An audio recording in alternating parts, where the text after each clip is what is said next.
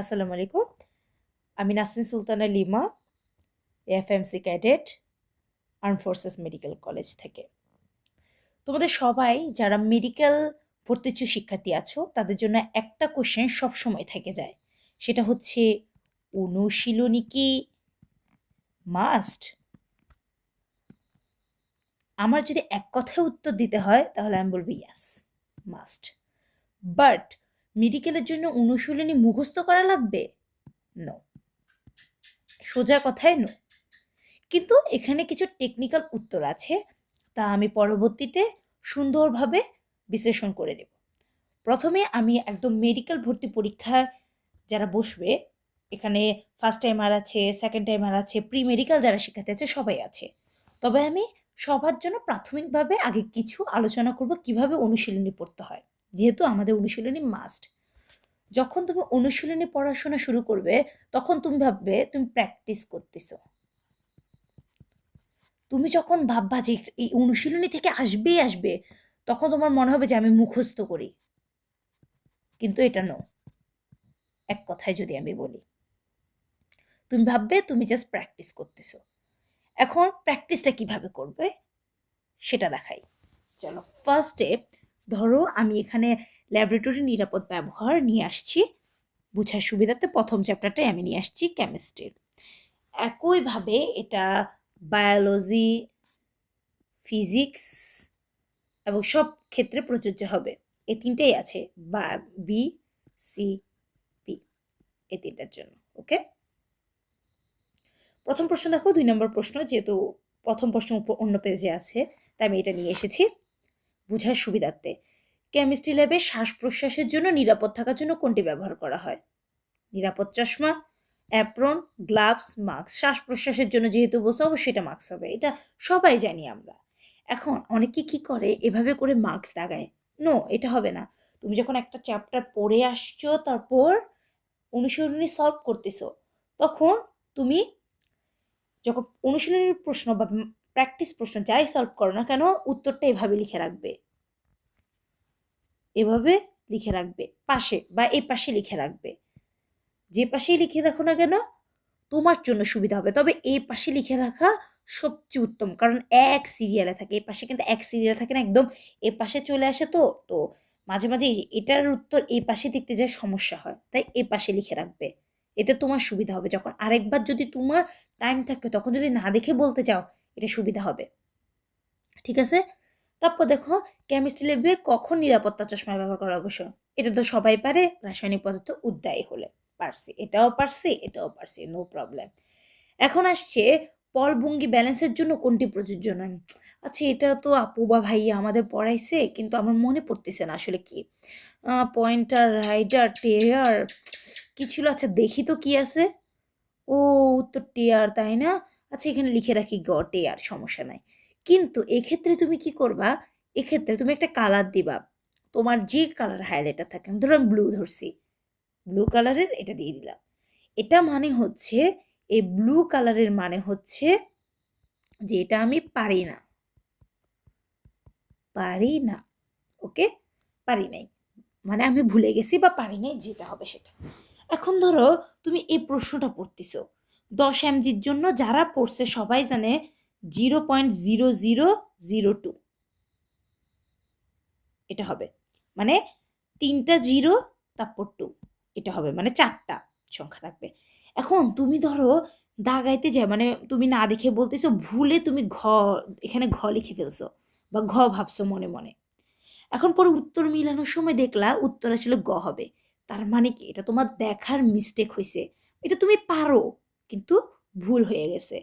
যেগুলো ভুল হয়েছে মানে তুমি এটা পরবর্তীতে পারবে, এরকম কিন্তু তাও ভুল হওয়ার সম্ভাবনা কিন্তু থাকে। যেটা ভুল হয় বারবার ভুল হয়, তাই তুমি কি করবে, তাই তুমি অন্য কালার দিয়ে দাগাবা। যেমন ধরো আমি সবুজ কালার দিলাম, সবুজ। তোমার কাছে যে কালার হাইলাইটার থাকে তুমি যেটা সুবিধা মনে করো সেটাই দাগাবে অবশ্যই। এভাবে করে একটা পেজে যদি তুমি না পারো এটা দাগাবে, তাহলে ব্লু দাগাবে। আর যদি তুমি মানে ভুলে গেছো এরকম কিছু হয়, তাহলে তুমি সবুজ দাগাবে। ওকে, এখন এভাবে করে যাবা। এখন আসছে এরকম একটা ম্যাথমেটিক্যাল প্রশ্ন। ধরো এই ম্যাথমেটিক্যাল প্রশ্নটা তুমি সূত্র পারো, ধরো SMB দিয়ে এটা উত্তর হবে। আমি জানি না, আমি এটা প্রশ্ন পড়ি নাই তাই জানি না। SMB দিয়ে উত্তর হবে। তুমি এটা করে ফেলছো একদম ভালো মতো, তুমি করতে পারছো 1 মিনিটের মধ্যে, বা পারবা, তুমি পরীক্ষার হলে পারবা, তাহলে তুমি এটা দাগানো না দাগানো কিচ্ছু দরকার নেই। কিন্তু ধরো তোমার এটা করতে অনেক ঘন্টা, SMB দিয়ে অঙ্ক, কিন্তু এমন মান যেটা তোমার করতে করতে করতে করতে করতে করতে করতে করতে অনেক টাইম লেগে গেছে, তখন তুমি সেটা কি করবে? তখন তুমি ধরো এটা পিঙ্ক কালার দিয়ে আমি দাগিয়ে দিলাম, তখন উপরে তুমি একটা কাজ করবা, সেখানে টি লিখে দিবা। টি কেন? টি মানে আমার টাইম লেগেছে, টাইম টাইম লাগছে, এটা টি লিখে দিবা, যাতে তুমি বুঝতে পারো পরবর্তী এটা আমি কেন মার্ক করছি। কারণ তুমি দেখো, তুমি ধরো এটা, এই যে এটা ধরো, এইটাও সেম টাইপের কোশ্চেন, একটা ম্যাথমেটিক্যাল অঙ্ক। এই অঙ্কটা তুমি পারো না, মানে সূত্র টুত্র পারো না, তখন তুমি কি করবা? পিঙ্ক কালারেরই এমনি দিয়ে দিবা, কিন্তু কোনো টি দিবা না উপরে, উপরে কোনো টি দিবা না। টি দিবে এটার ক্ষেত্রে, বাট এটার ক্ষেত্রে কোনো কিছুই দেওয়া লাগবে না, যেভাবে আছে সেভাবে। আরেকটা কাজও তুমি করতে পারো, আমি এভাবে করতাম, বাট তোমরা এভাবে করতে পারো, যে এটাকে আমি গোলাপি কালার দিবই না, এটাকে আমি সাধারণ নর্মাল অ্যাজ ইউজুয়াল, যেমন আমি ওইটাতে সবুজ নীল কালার দিয়েছিলাম, সেভাবে নীল কালার দিয়ে দিতে পারো। মানে আমি পারিনি, এটাও হতে পারে, দুইটা অপশনই আছে। তখন আর এটাতে তোমার টি বা অন্য কোনো কিছু দেওয়া লাগবে না। That's it. এভাবে একটা অনুশীলনী পড়তে হয়। এটা হচ্ছে কখন? যখন তুমি ফার্স্ট বার এটা পড়বা। এখন যখন সেকেন্ড টাইম, মানে যখন তুমি উইকলিতে পড়তে যাবা, তখন কি তুমি সব পড়বা? No, big no. তখন তুমি অনুশীলনী প্রথমে বইটা জাস্ট 5 থেকে 10 মিনিট একবার চোখ বুলাবা, ঠিক আছে? এখন এটা অনেকের ক্ষেত্রে কঠিন, অনেকের ক্ষেত্রে সহজ। যারা তোমরা এটা করতে চাও তারা তুহা ভাইয়া, এটা স্পেশালি খুবই ভালো, তোমরা তার কুইক রিক্যাপ ক্লাসগুলো করতে পারো কিছুদিনের মধ্যে। আমি চাচ্ছি যে আমিও তোমাদের ফ্রিতে 10 থেকে 15 মিনিটের মধ্যে এক একটা করে চ্যাপ্টার শেষ করে দিব। তোমাদের যাতে আমার ক্লাস ভালো লাগে তাহলে দেখতে পারো ফ্রিতে, আর যদি না ভালো লাগে কোনো সমস্যা নেই, সমাধান আছে। তোমরা তুহা ভাই থেকে, তবে ওইটা তোমরা পেইডটা নিয়ে নিবে, সমস্যা নাই, তোমাদের ইচ্ছা তোমরা কোনটা নিবা। বাট এটা করলে খুবই ভালো। তারপর তুমি অনুশীলন সলভ করতে আসবা। তারপর অনুশীলনে কীভাবে সলভ করবা? জাস্ট এটা পারছি, ঠিক আছে। এটা এটা ভুলে গেছিলাম, কিন্তু এবার পারছি, ঠিক আছে। এটা এবারও টাইম লেগে গেছে, পারি নাই। তখন কি করবা? তখন তুমি একটা রাইট, ক্রস, তোমার যা ইচ্ছা, একটা সিম্বল, স্টার, যেভাবে ইচ্ছে সেভাবে দিয়ে দিতে পারো। ধরো এটাও তুমি পারলা না, তখন তুমি স্টার দিয়ে রাখবা, একটা স্টার, শেষ। এভাবে করে তোমার উইকলি শেষ। এবার আসো মান্থলিতে দেখো, আমি বলতেছি না যে তোমরা টাইম পাবা না কি পাবা না, বাট তোমার কাছে যে চ্যাপ্টারটা সবচেয়ে হার্ড মনে হয় সে চ্যাপ্টারে ঢুকবা। ধরো তোমার এই চ্যাপ্টারটা সবচেয়ে বেশি হার্ড মনে হয়, তখন কি করবা? এই চ্যাপ্টারে যেগুলো স্টার দেওয়া আছে শুধু সেগুলা করবা। 2বার অনুশীলনী রিভার্স দেওয়া মাস্ট। প্রথমবার হচ্ছে ডেইলিতে, আর উইকলিতে আমি যেভাবে বললাম সেভাবে করতে হবে। মান্থলিতে করার প্রয়োজন নেই, তবে যেটা সবচেয়ে হার্ড লাগে সেটা করবে, ঠিক আছে? তারপর এভাবে করে যাবে। এখন অনেকে বলতে পারে আমি স্টারগুলো কেন দিছি? তোমার যখন লাস্টে মডেল টেস্টে দিবা, বা সাবজেক্ট ফাইনাল, পেপার ফাইনাল এগুলো দিবা, তখন তুমি কি এত কিছু দেখতে পারবা? তখন তুমি বই দেখবা প্লাস স্টার চিহ্ন এলাগুলো দেখবা, দ্যাটস ইট। এটাই তোমার কনফিডেন্স অনেকটা বুস্ট আপ করবে। এখন অনেকের ক্ষেত্রে তুমি বলতে পারো যে এতবার তো পড়ার সময় নেই, আমি অনেক কম্প্রেস করে দিছি এটাকে। তাও যদি সময় না থাকে, অ্যাটলিস্ট একবার করতেই হবে। জাস্ট প্র্যাকটিস, তুমি যেখান থেকে করো না করো। অনেকে মাস্টার কোয়েশ্চেন ব্যাংক সাজেস্ট করে, এটা খুবই ভালো। বাট যদি রেটিনারটা করো, আমি রেটিনারটা করছিলাম, কারণ মাস্টার কোয়েশ্চেন ব্যাংক কিনা পাওয়া যায় নাই, রেটিনারটা করছিলাম।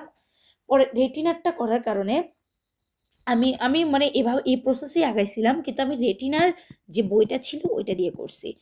মোটামুটি ভুল ছিল কিন্তু খুবই কম, এত বেশি ভুল নাই, ভুলের পরিমাণ খুবই কম। যেসব ভুল ছিল ওগুলো তুমি দেখলেই বুঝতে পারবা, ওগুলো ঠিক করলেই হয়ে যাবে। অনেকে এভাবে অনুশীলনীর বই বই থেকে পড়তে পারো, এটাও পসিবল, এটাও খুবই ভালো। এখন তুমি কিভাবে করবে এটা তোমার ইচ্ছা।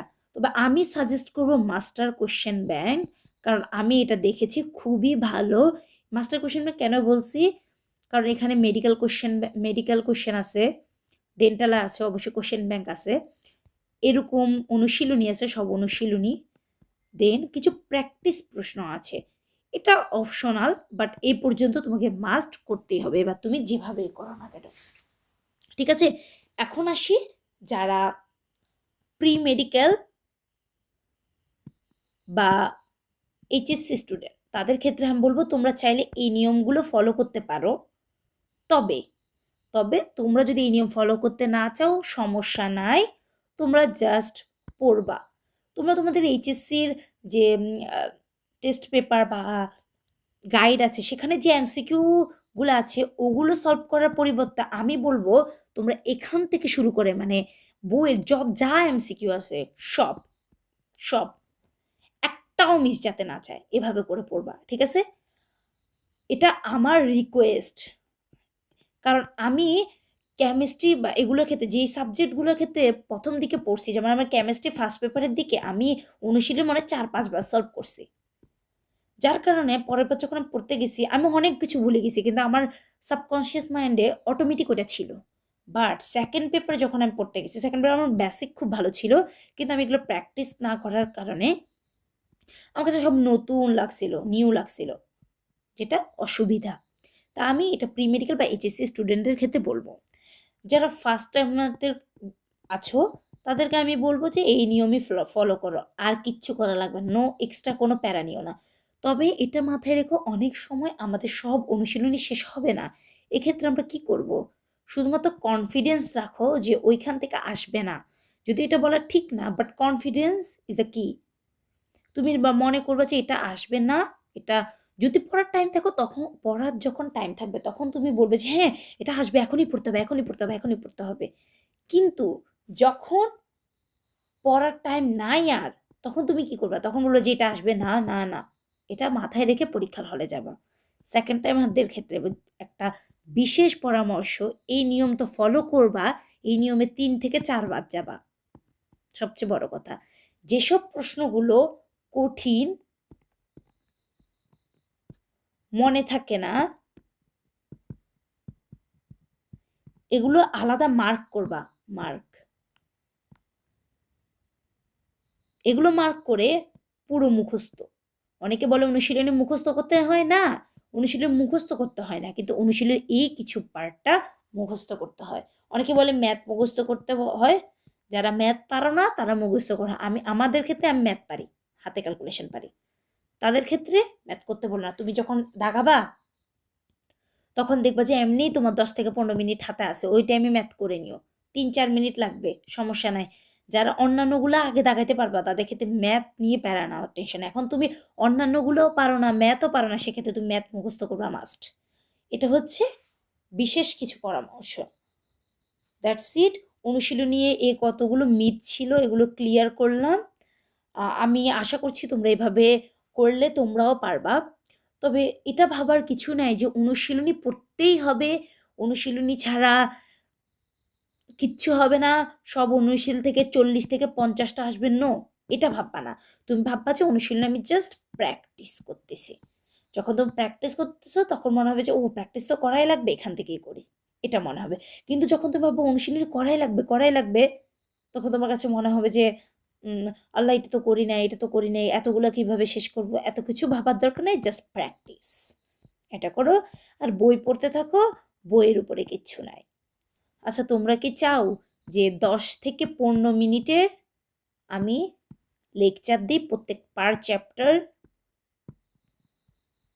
অর এই গাইডলাইন সিরিজটা কমপ্লিট করব, কোনটা চাও?